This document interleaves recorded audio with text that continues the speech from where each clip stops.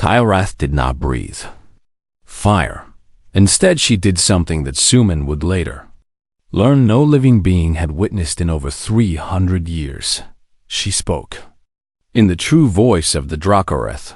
The sound that emerged from her throat was nothing like any language Suman had ever heard, and it seemed to exist in frequencies both above and below what his human ears could process, creating a vibration that resonated through the metal walls and floor and ceiling of the docking bay.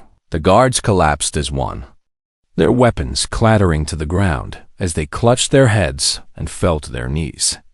And even the Velnoxy commander with his 4 arms could not withstand the ancient power that washed over them like a wave.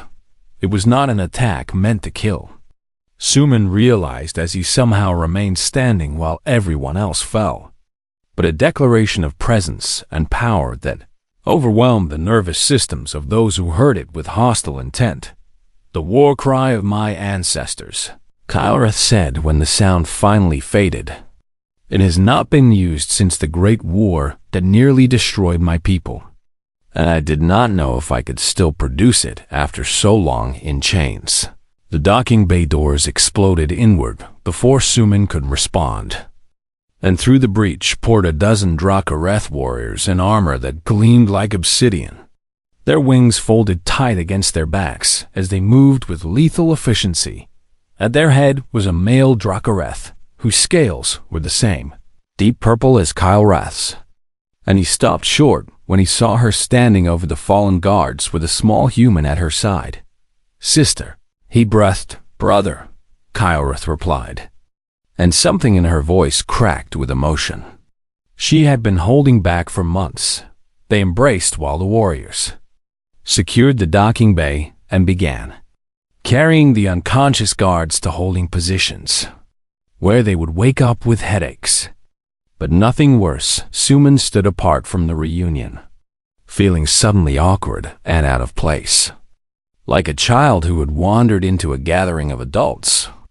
And he wondered what would happen to him now that his part in the story was apparently finished. A shout of warning from one of the warriors made him turn just in time to see a guard he had not noticed raising a weapon from behind a cargo container, and the energy blast caught Suman in the shoulder before anyone could react. The pain was immediate and overwhelming, spreading from the wound like liquid fire through his veins, and he fell to the ground with the taste of copper in his mouth and darkness creeping at the edges of his vision. He was aware of Kylrath roaring something in her native language and the sounds of her brother shouting orders. And then there were hands lifting him and carrying him toward the Dracoreth ship. The last thing he saw before unconsciousness claimed him was Kylrath's face looking down at him with an expression that might have been fear or might have been grief. "Stay with me, Swornkin," she said. "You do not get to save my life and then die before I can repay the debt." Then darkness took him, and he dreamed of his daughter. And in the dream she was smiling at him with that bright smile that had always made everything feel possible. "I am proud of you, Father," she said. "You finally did something." Suman woke to the smell of growing things, a rich earthy scent that reminded him so much of home that for a moment he thought the whole adventure had been nothing but a fever dream. But when he opened his eyes, he saw plants he did not recognize, growing in configurations that no human gardener had ever designed. And the light filtering through the transparent ceiling was the deep red of a distant sun rather than the artificial white of the station. Kylrath sat beside his bed with her wings folded and her eyes fixed on his face. And when she saw him wake, her whole body seemed to relax with relief. "Welcome back to the living," she said. "You were unconscious for 6 cycles, and my brother was beginning to worry that humans were too fragile to survive even a minor energy wound." Suman tried to sit up and immediately regretted it as pain lanced through his shoulder. "Where am I?" he asked. "Aboard the sanctuary ship of my people," Kylrath replied. We fled the station immediately after the rescue and have been traveling through hidden routes ever since. And we are now far beyond the reach of the Syndicate or the Therian Collective." She paused and something shifted in her expression. "My people held a council while you recovered," she said. "We have never allowed an outsider to live among us since the Great War. And there was much debate about what should be done with you." Suman felt a chill that had nothing to do with his injury. "And what did they decide?" he asked. Kyra smiled. And it was the first time he had seen her smile properly, with her mouth open and her sharp teeth visible. "They decided that for the first time in our history, an outsider has earned the right to permanent sanctuary among the Dracareth," she said. "You are now officially under the protection of my people, Park Suman, and anyone who threatens you threatens all of us." Suman stared at her for a long moment, processing what she had said. "What am I supposed to do?" he finally asked. "I am just a gardener, and I do not know anything about your people or your culture or how to live on a ship." Kylrath stood and gestured toward the struggling plants that surrounded them. "Our gardens have been failing for years," she said. "My people evolved as forest guardians, but we have been running for so long that we have forgotten how to nurture the growing things that once sustained us. And our botanical systems produce barely enough oxygen to keep us alive." She reached down and took his uninjured hand in hers. "We need a gardener," she said, "and I can think of no one better." Suman let her help him to his feet, and he looked around at the alien plants that were clearly suffering from neglect and improper care. And he felt something stir in his chest that he had not felt in 5 years. Purpose. "Well," he said slowly, "the first thing we need to do is test the soil composition and adjust the nutrient balance. And those light panels are completely wrong for photosynthesis. And whoever designed this irrigation system clearly had no idea what they were doing." Kylroth laughed, a deep rumbling sound that vibrated through the floor. "I will leave you to it," she said.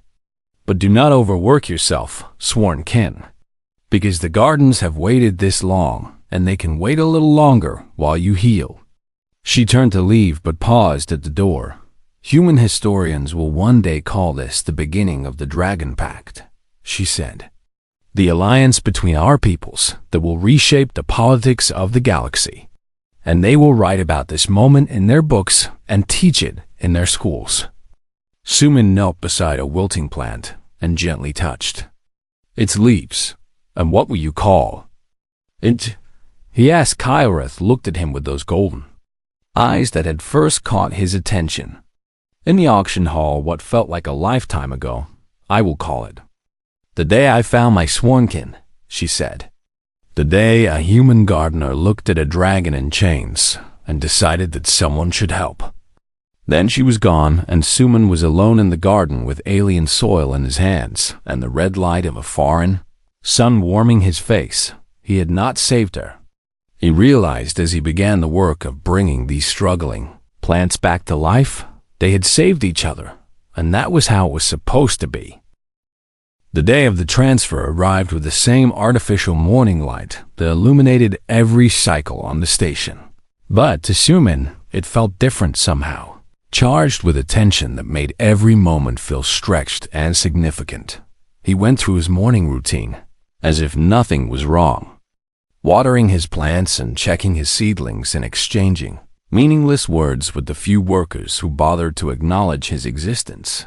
And all the while his heart hammered in his chest like it was trying to escape the security shift. Change was scheduled for the 14th hour of the station cycle. And at the 13th hour, Suman positioned himself in the main garden chamber near the control panel that managed this oxygen recyclers. His hands were steady as he entered the override codes he had memorized years ago during a legitimate emergency. And he whispered a quiet apology to his plants before initiating the cascade failure that would throw the entire station into chaos. Alarms began screaming within seconds as the oxygen levels in 3 sections of the station dropped below safe thresholds. And emergency bulkheads slammed shut throughout the corridors as the automated systems tried to contain what they believed was a catastrophic life. Support malfunction. Suman grabbed his bag of supplies and slipped into the maintenance tunnel entrance, hidden behind a rack of hydroponic equipment. Moving through the narrow passages with the confidence of someone who had walked them 1,000 times before. The sounds of chaos filtered through the metal walls as he crawled and climbed and squeezed through spaces that would have been impossible for most alien species. And he felt a grim satisfaction knowing that his small human size was finally an advantage instead of a weakness. He emerged from the tunnel system into a corridor near Kylrath's holding cell to find only 2 guards remaining at their posts while their colleagues had rushed off to deal with the emergency. The guards barely had time to register the small human before Suman threw the contents of a jar directly at them, and the fungal compound released its payload the moment it hit the air, sending crackling waves of disruption through their electronic weapons and communication devices. They stumbled in confusion as their equipment failed, and Suman darted past them through the suddenly unlocked door of the holding cell, where Kylrath was already on her feet and pulling at her chains. The compound, she called out. Use it on the chain anchors. Suman rushed to the wall where the energy chains connected to a control box and smeared the remaining fungal material across its surface, and the blue light flickered and died as the electronics shorted out. Kylrath shook off the dead chains and stretched her wings for the first time in weeks. And despite everything, Suman paused for just a moment to appreciate how magnificent she looked in her freedom. We need to move, she said, and her voice had changed from the soft whispers of their great conversations to something commanding and powerful. They ran through corridors that were mostly empty thanks to the ongoing emergency. But twice they encountered groups of guards who had been sent to check on the valuable prisoner. Suman expected to die each time, but Kylrath moved with a speed and precision that seemed impossible for her size, striking guards with her tail and wings before they could raise their weapons. And each time she left them unconscious, but alive. My people are protectors, she said when Suman looked at her with surprise. We do not take lives unless there is no other choice. They reached the docking bay nearest to the coordinates Suman had transmitted, and through the reinforced windows he could see a ship approaching that looked like nothing he had ever seen before. All sweeping curves and dark metal that seemed to absorb light rather than reflect it. The last ember, Kylrath breathed, and there was such relief in her voice that Suman felt his eyes grow wet. But their path was blocked by a wall of armed guards who had finally organized a response. And at their center stood a Valnoxi commander whose 4 arms each held a different weapon. The Dracorath returns to her cell, the commander said, and the human gardener dies for his interference. Suman's legs wanted to run, but he forced himself to stand beside Kylrath, and he was surprised to find that he was not afraid. Go, he said quietly.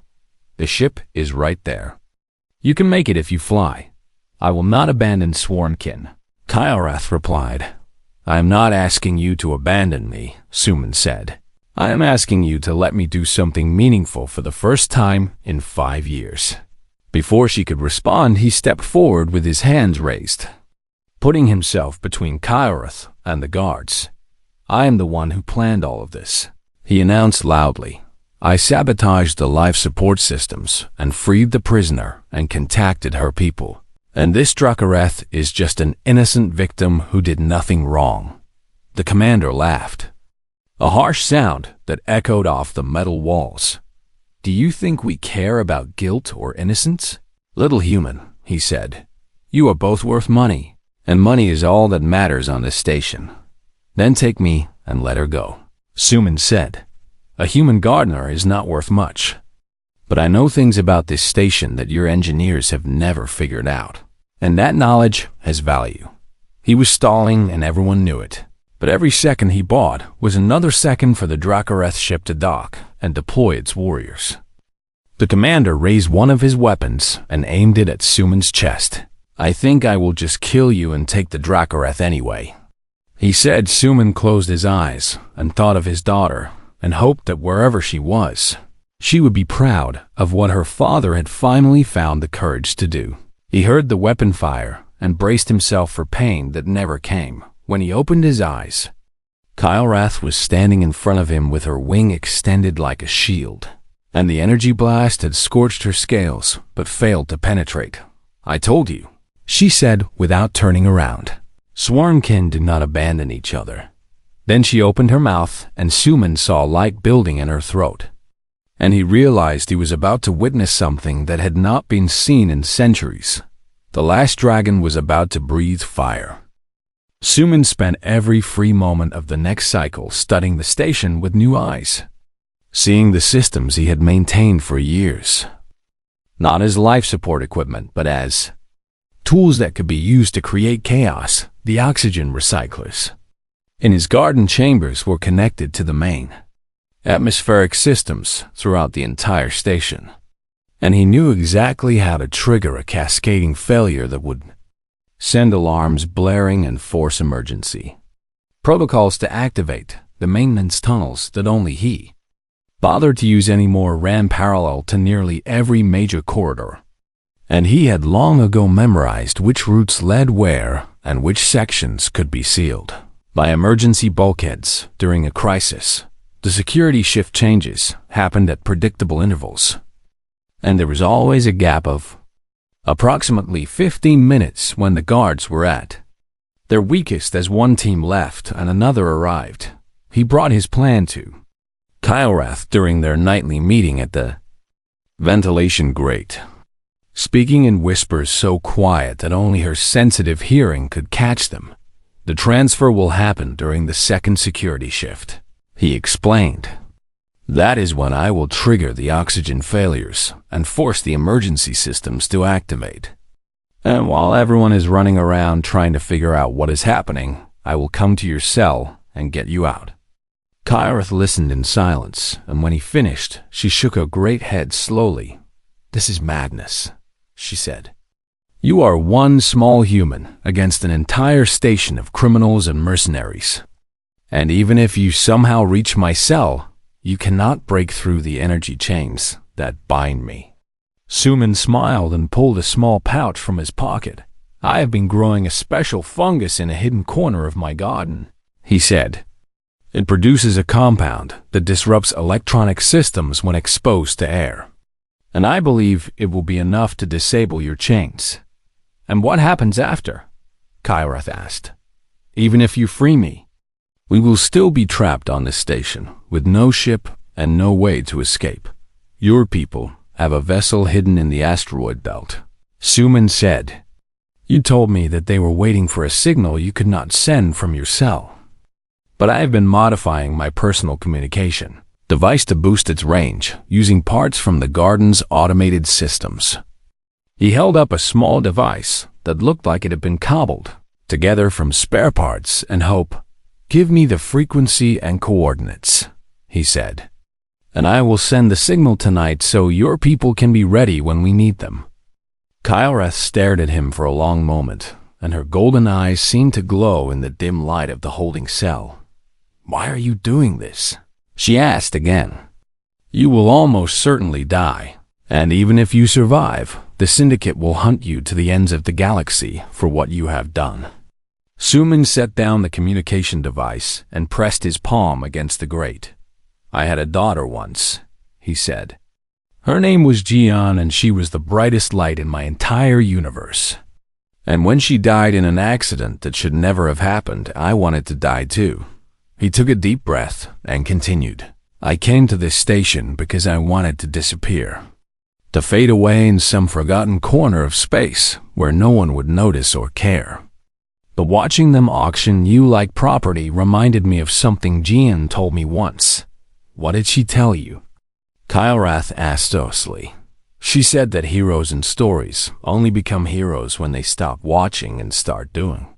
Suman replied, "And I have spent 5 years watching terrible things happen while doing nothing, and I cannot watch anymore." Kyle-Rath reached through the grate, and her clawed fingers wrapped gently around his hand.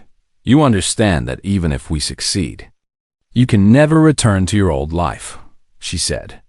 You will be a fugitive with no home and no safety anywhere in civilized space. I stopped having a home the day my daughter died, Suman said. Whatever happens tomorrow will be better than slowly dying in a garden while pretending I am still alive. Kylreth was quiet for a long time, and then she began to speak in a low voice, giving him a sequence of numbers and coordinates that he carefully entered into his modified device. The ship is called The Last Ember, she said, and its captain is my brother Thyvan, who's been searching for me since I was taken. And when he receives your signal, he will come with every warrior we have left. Will that be enough? Suman asked. It will have to be, Kylreth replied. She squeezed his hand one more time and then released it. Among my people, she said. When someone risks their life for another without obligation or reward, they become sworn kin. And that bond is sacred and unbreakable for as long as both parties live. I did not ask for that, Suman said. It does not matter, Kylreth replied with what might have been a smile on her alien features. You have become my sworn kin whether you wish it or not, Park Suman. And my people will honor that bond even if I do not survive to see it fulfilled. Suman picked up his device and began the transmission sequence. Then I guess you had better survive, he said, because I have no idea what being sworn kin to a dragon actually involves. And I will need someone to explain it to me.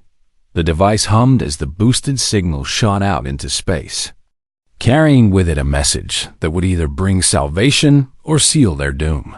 Suman made his way back to his garden and spent the rest of the night preparing for what would come tomorrow, gathering his fungal compound and checking the systems he would need to sabotage. And for the first time in 5 years, he felt truly awake, whatever happened next. He was finally doing something that mattered. Suman discovered the connection by accident while running his daily inspection of the ventilation systems that kept fresh oxygen flowing through his garden chambers. The station was old, and its systems were complicated in ways that only someone who had worked with them for years could understand. And Suman had spent countless hours crawling through maintenance tunnels to fix problems that the official engineers could not even find. He was checking a junction point near the eastern bulkhead when he heard a sound that did not belong there. A low humming that vibrated through the metal walls with a frequency that seemed to resonate in his chest. Following the sound led him to a ventilation grate that looked down into a holding cell far below. And when he peered through the narrow slots, he saw the Dracareth sitting in the center of the small room with her wings wrapped around herself like a blanket. She was the source of the humming, he realized, and the sound was so full of sadness that it made his eyes sting with tears he had not shed in years. Suman watched her for a long time, and he noticed that there was a tray of food near the door that had not been touched, and food looked like the same synthetic protein paste that the station served all its prisoners. He returned to his garden and pulled up every xenobiology file he could access on the station's limited database. And what he found made him angry in a way he had not felt since the corporation that killed his daughter refused to take responsibility for the faulty equipment that caused the accident. The Dracareth were not predators at all despite their fearsome appearance. And in fact, they had evolved as obligate herbivores who fed on the plants and fruits of their forest homeworld. And the protein paste the guards were giving her was not just unappetizing but actually toxic to her digestive system. They were slowly poisoning her, and they did not even care enough to find out what she needed to survive. Suman gathered a basket of vegetables from his garden that night, selecting the ripest tomatoes and the freshest lettuce and a handful of the edible flowers he grew for the station's expensive restaurants. And he made his way back to the ventilation grate with his heart pounding in his chest. He placed the food near the grate and made a small noise to get her attention. And when she looked up with those golden eyes, he gestured toward the offering and then pressed his finger to his lips in the universal sign for silence. She stared at him for a long moment with an expression he could not read. And then she moved toward the grate with a grace that seemed impossible for a creature her size. And she sniffed the vegetables with obvious caution before picking up a tomato and biting into it. The sound she made was something between a sigh and a purr. And Suman felt his chest grow warm as he watched her eat real food for what was probably the first time since her capture. He returned every night after that with fresh offerings from his garden. And slowly they began to communicate through the grate, using a mixture of gestures and whispered words in Galactic Common. Her name was Kylrath. She told him, and she had been the protector of the last Drakareth colony hidden in the outer reaches of the galaxy, where 43 of her people still survived in secret. She had been captured during a raid when she led the hunters away from the colony's true location, sacrificing herself so that her people could escape and find a new hiding place. Suman told her about Earth and about the gardens he had tended there before the accident that took his daughter. And he told her about how humans once believed that dragons were monsters who ate people and burned villages until storytellers began writing tales that made them heroes instead. Humans understand what it is to be judged by appearance. He said through the grate one night, "We were considered primitive savages by the first aliens who found us, too violent and too emotional to be trusted with advanced technology. And even now many species think we are nothing more than clever animals." Kylrath pressed her face closer to the grate, and her warm breath washed over him as she spoke in her halting Galactic Common. "Why do you help me, small human gardener?" she asked. "You risk everything for a stranger who cannot offer you anything in return." Suman thought about the question for a long time before answering. "Because someone should." He finally said, "Because you looked at me in that auction hall like I was a person and not just another face in the crowd. And because I remember what it felt like when I lost everything and no one came to help me." Kylrath made a sound deep in her throat that rumbled through the ventilation shaft. "Among my people, there is a concept that has no translation in your common tongue," she said. "The closest meaning would be debt bond honor. And it means that when someone shows kindness without expectation of reward, they create a connection that transcends life itself." She reached one clawed hand toward the grate, and Suman instinctively reached back, and their fingers touched through the narrow slots in a gesture that felt more significant than any words could express. "I will remember you, Park Suman," she said. "Whatever happens in the cycles to come, I will remember that a human gardener showed me kindness when no one else would." Suman pulled his hand back as footsteps echoed somewhere in the corridor below, and he quickly gathered his empty basket and began crawling back toward his garden before the guards could discover what he had been doing. But as he worked among his plants that night, his mind was not on the vegetables and flowers that needed his attention. He was thinking about ventilation systems and maintenance tunnels and emergency protocols. And he was remembering every detail of the station's layout that he had learned over 3 years of crawling through its hidden spaces.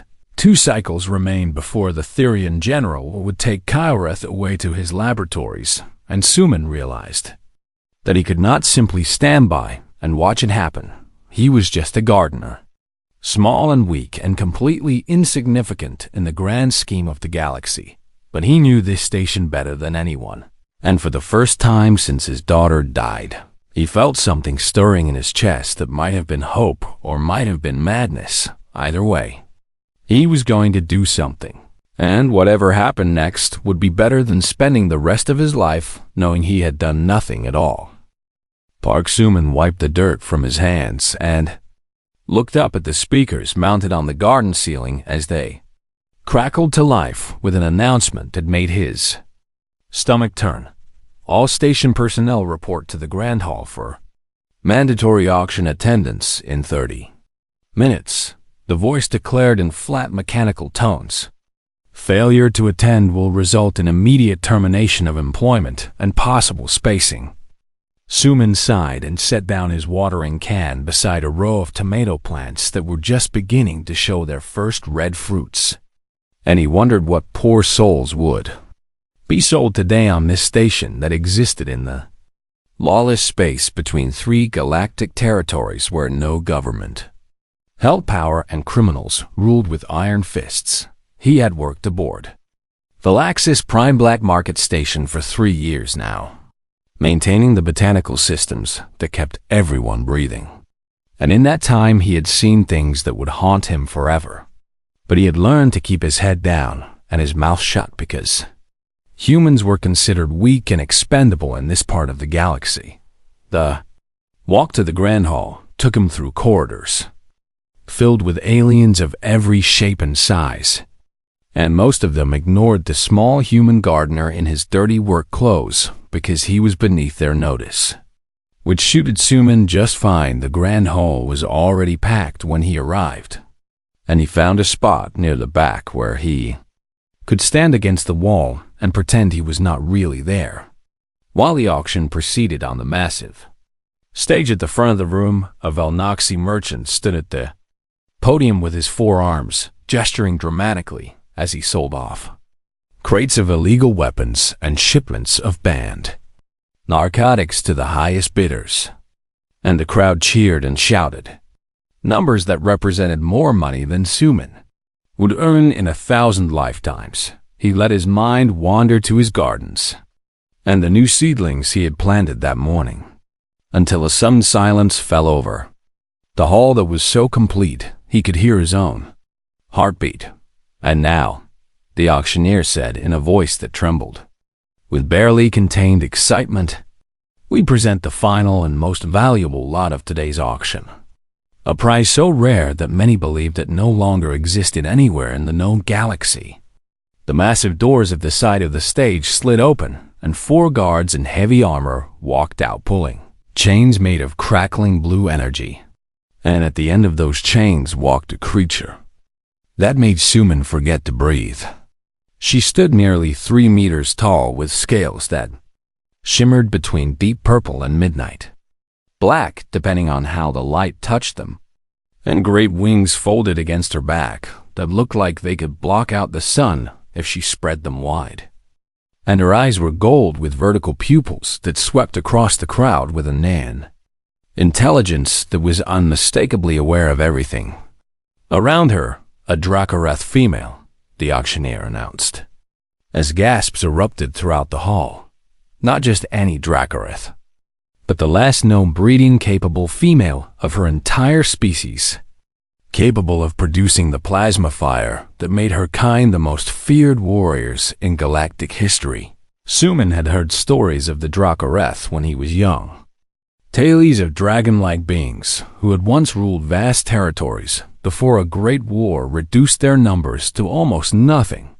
And he had always assumed they were extinct like so many other species lost to the violence of the galaxy. But here one stood in chains before him, and she was real and alive and clearly not willing to accept her fate without a fight based on the way she held her head high and refused to cower before the crowd that looked at her like she was a piece of meat. Bidding will start at 1 billion galactic credits, the auctioneer declared. The numbers began flying immediately as representatives from various factions raised their hands and shouted their offers. And Suman watched in horror as the value of a living being climbed higher and higher. A Therian general in his crisp military uniform bid 2 billion, and his cold eyes never left a Dracareth as he explained to those around him that her genetic material would allow them to create an army of fire-breathing soldiers. A consortium of Valnoxy merchants countered with 2.5 billion, and they whispered about weapons research and the fortune they would make selling plasma technology derived from her biology. A private collector whose species Suman did not recognize offered 3 billion and laughed about adding her to his menagerie of rare creatures, where she would spend the rest of her life as a trophy to be shown off at parties. Through it all, Dracareth stood motionless, except for her eyes, which continued to scan the crowd. And when those golden eyes swept past Suman and paused for just a moment, he saw something that surprised him. There was no fear in her gaze and no defeat. Only a calculating patience that reminded him of a predator waiting for the perfect moment to strike. And he realized that she had not given up at all, but was simply biding her time. The bidding war continued for nearly an hour as the price climbed past anything Suman could comprehend. And he felt sicker with each new offer as he watched the crowd treat this magnificent being as nothing more than property to be bought and sold. 5 billion credits. The Therian general finally declared in a tone that dared anyone to challenge him. And I remind everyone here that the Therian collective does not take kindly to those who stand in our way. The threat hung in the air, and one by one the other bidders fell silent because no one wanted to start a war with the Therian military over a single Dracareth, no matter how valuable she might be sold, the auctioneer announced with obvious glee. To General Vecthos of the Therian collective for 5 billion galactic credits, with transfer to occur in 3 station cycles. The guards began pulling the Dracareth back toward the doors, and Suman watched her go with a heaviness in his chest that he had not felt since the day his daughter died in that colony accident. 5 years ago, just before she disappeared through the doorway, she turned. Her head and her eyes found Suman again in the crowd of thousands. And he could not explain how or why, but he felt certain that she was memorizing his face. Then she was gone, and the crowd began to disperse with excited chatter about what they had witnessed. And Suman made his way back to his gardens on legs that felt like they belonged to someone else. He stood among his plants for a long time that night, his hands buried in soil that smelled like home, even though home was 1,000 light years away. And he thought about the Dracareth and the look in her eyes that refused to accept defeat 3 cycles. He thought to himself, she had 3 cycles before they took her away to become a laboratory specimen. And he was just a human gardener, with no power and no money and no way to help her. But he could not stop thinking about her eyes and the way they had found him twice in that massive crowd. And he wondered if maybe that meant something, or if he was just a foolish old man looking for purpose in a universe that had taken everything from him. Suman picked up his watering can and began tending to his plants again, because that was all he knew how to do. But somewhere in the back of his mind, a tiny seed of an idea had begun to take root. And like all seeds, it would need time and care to grow into something real.